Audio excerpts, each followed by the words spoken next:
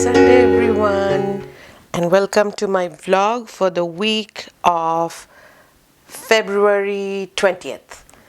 So, this last week was a shorter work week in a sense because Monday was President's Day, there was no school. Tuesday was also half day and off for my son, and entire day off for my youngest. So it was a lot of movies, a lot of cooking, and just in general enjoying each other's company as much as possible. So this was, even though it was a shorter work week, it was still filled with enough creativity that relates directly to my own art practice. And what I have been doing lately is finding local classes, like little workshops, 1 or 2 hour workshops, where I go learn something from someone, and it in person most of the time. And this week, this Friday, I took a class on African mask making. The teacher was she's from England, but her parents are from Nigeria, and she was talking to us about the history of masks in her country and in general introducing us to her native culture. And we were each given slabs of clay and to make something. She was a very good teacher. She made it very simple for a beginner like me who has never really dealt with clay in this manner. So this is what I made. It's still drying. I don't know if it will survive when it's dry, but it was a first attempt. And what I noticed is, so before she gave the clay out, she gave us these little pieces, beads, glasses, and shells. And then there are beads like these and that. And I was immediately drawn to this shell. And then I looked around and I loved these, and the crown is what came to my mind first. And they had lined the tables with white paper, and they gave us a pencil. So I made that crown, and even before we began, I started doodling around that crown to make a face. Of course, the face that I drew and the face that I could translate into clay, the drawn face had more finesse, clearly, because this is a medium I am not familiar with.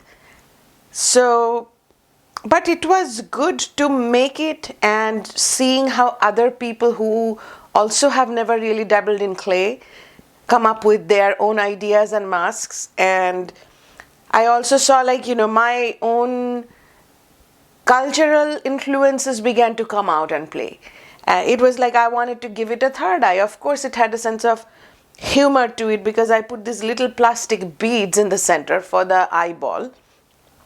But the feature of the nose, the lips, they were not really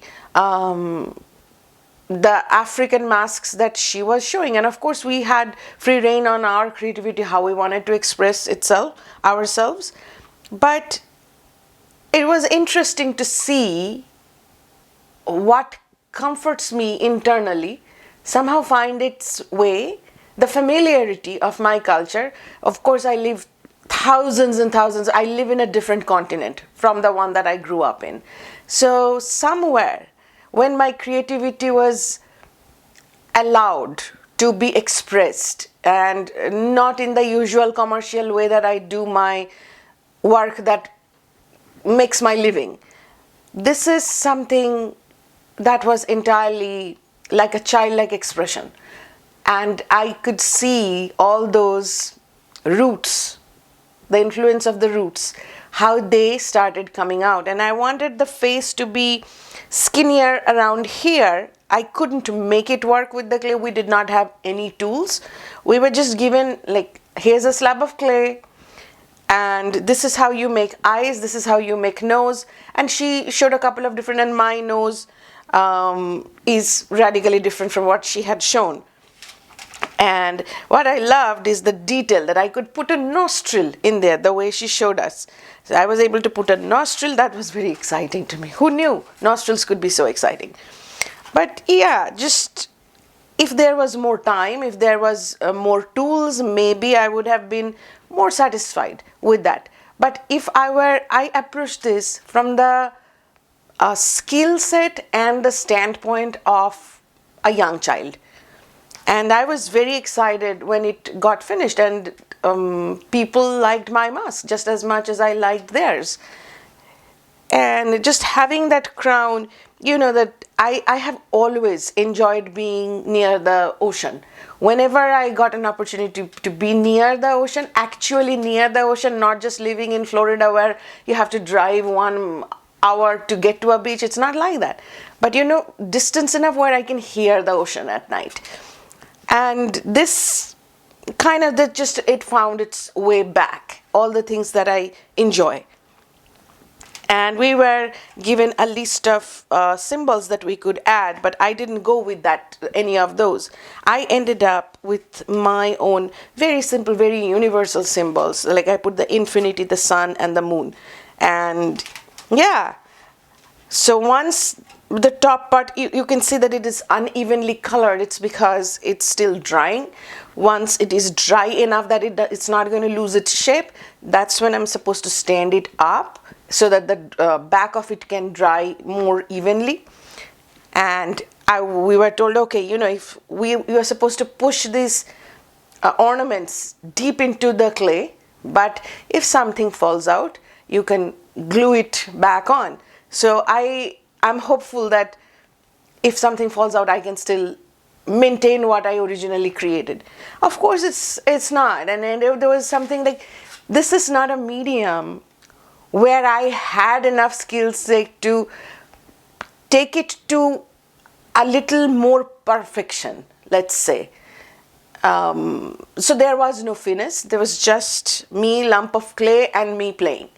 And that, when I was doing it, I was just enjoying myself. I made several new creative friends during the workshop. What I noticed better was when I was driving back home from after the workshop, I felt so free and liberated. I was not, for a few moments, at least during that 20-minute ride back home, I wasn't thinking of, oh my God, what do I have to do next? When I get home, I have to do this. And I had a lot of things that I needed to turn in that evening. And the class was from 2 to 4. And then you add another 30 minutes to the commute back. So, but still, that ride, I felt like something was set free. And I think if I wanted to sit at home with a lump of clay, I would not be having that experience that I was having while riding back, because I would be clouded by my own need to make things a little better, a little more perfect. And okay, so I don't have the tools. Maybe before the thing gets done, I would probably go online shopping to find some clay tools and all the things that I usually do. But this was no tool, no skill. It was just an expression of that childlike wonder of something tactile that I can mold to my wish, to stick some things down. When I was little, I used to make things like that whenever I visited my grandma's house. Not masks like this, but like found a stone from somewhere, found a stick from somewhere, and I was sticking them together onto something. And it would not qualify as art by any means, but it was still a very joyful expression of what like being one with nature. It was almost like some things I have found in nature, and now I was creating something in nature and living it there. So I felt like felt free, and that was an incredible feeling. That doesn't happen all the time. So hence the mask was a very big feature of my week. So yeah, once it dries, we can paint it. I don't know how it's gonna turn out, doesn't matter. I had that experience of crafting with other adults who were also expressing themselves in childlike shapes and manner, right? That has the, like, kind of dissolve some of the inhibition of creating in public. And I notice that when I am teaching, in a way, I am on a stage and I am performing for an audience. But here, I got to be in the audience. I got to take in and I got to enjoy myself. So I feel that taking regular classes is, and I may never make another clay mask again. It doesn't matter. I may not. But I don't go take these classes because I'm trying to learn a new craft that I can take up.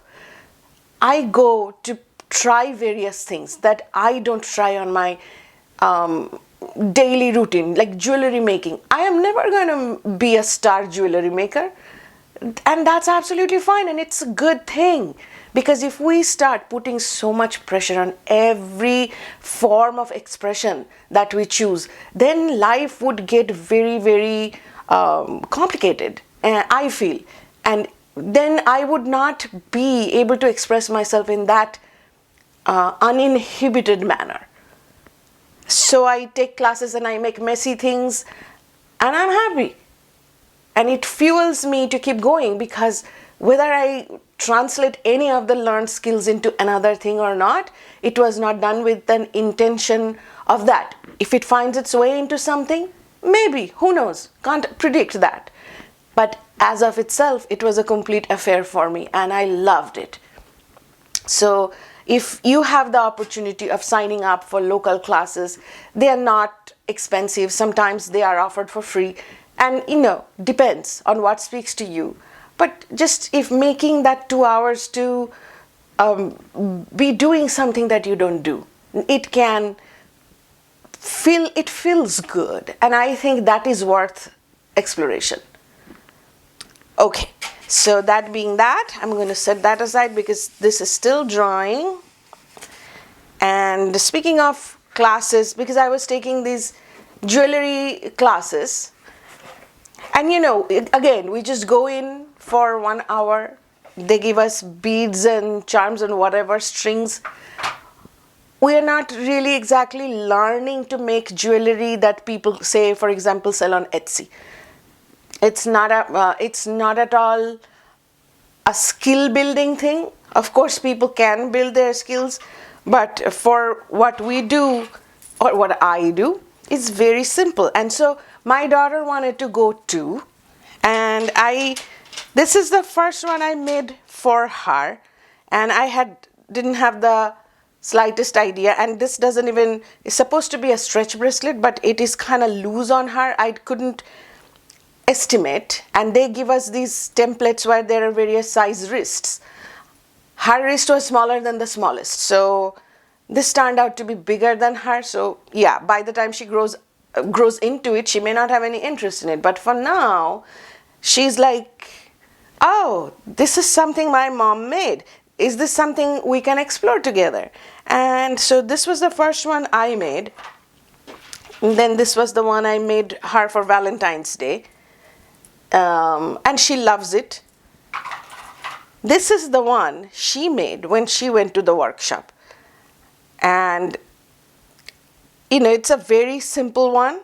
She just chose the charms that she wanted, and this is what she made. And the teacher, because I take classes from her, and now I took my daughter, she gave my daughter one of her samples. And these are simple things, but something she and I are going to enjoy doing together for some time to come. And that in itself is very meaningful to me, because neither of us are hoping to become jewelry makers down the line. But it is something doing together where she sees me learning something from scratch. It's not like, oh, my mom can do better than me. Some things, of course, I have lived longer, I have picked up more skills, but above all, this this is the process of learning. That is an opportunity to model that this is a process of learning. There will be frustrations, and it's okay. It doesn't have to turn out perfect. You and I made something together. We spent time learning something together, and I think that is what is most meaningful. So that, and I acquired a new cutting on Thursday. Yeah. But I do not know if this is gonna survive. It's too early to tell. I hope it does. These leaves are not droopy because they are dying. These leaves are like they were tangled in such a mess that there were dried leaves and stems and stuff that were sticking out. It was unsightly. So I took out, like untangled some of the mess so that I could get rid of the dried leaves and stuff. And in the process, there was a branch that had started to dry up and rot. So this was the front of it. So I kind of cut off, this was up until where the dead branch was. So I cut that part off, and I wanted to see if I can give it a new life. So we'll have to see how that goes.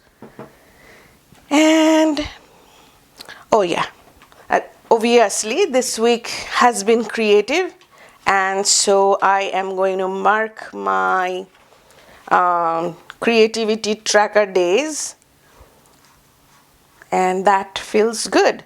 And coming here and talking about it kind of makes it an accountability thing in some way, accountability to myself, making the best effort, and again being forgiving on those days when there was simply just no time, or the health didn't permit, or something more important showed up and I needed to be present there.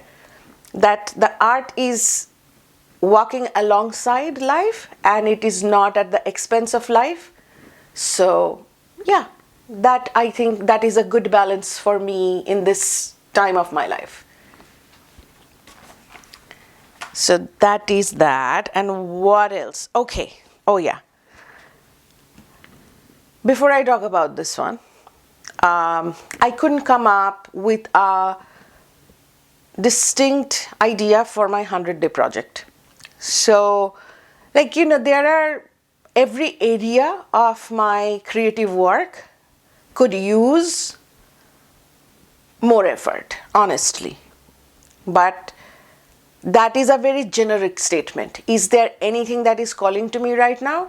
There was no distinct answer, not yet. So maybe if I end up doing a 100-day project this year, I would probably have to go solo with it, because I am not moving with the rest of the world that is participating in a 100-day project. And I did not want to force something, just to be doing something. I need it to be meaningful. And as of now, I have not narrowed my focus down enough to okay, this is something I am going to do. Last year, the idea came. There was no laboring over it. The year before that, idea came, there was no laboring.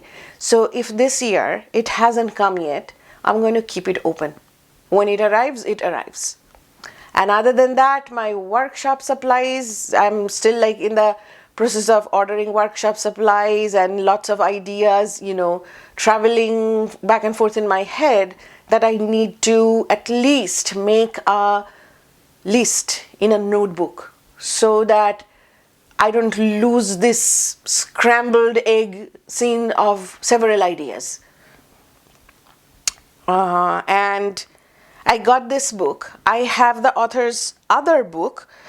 I don't have it here, but that is called Waking Up to the Joy of You. Maybe that's the exact title or something like that. The author's name is Agapi Stassinopoulos. I hope I'm not butchering the last name. She happens to be Arianna Huffington's sister, and she has many books, and I watched her speaking on a platform, and she was a very, like, open-hearted person. You listen to her, and through the screen, through wherever she is, wherever I am, it felt like, this is a very warm-hearted person. I want to know more of what she has to say.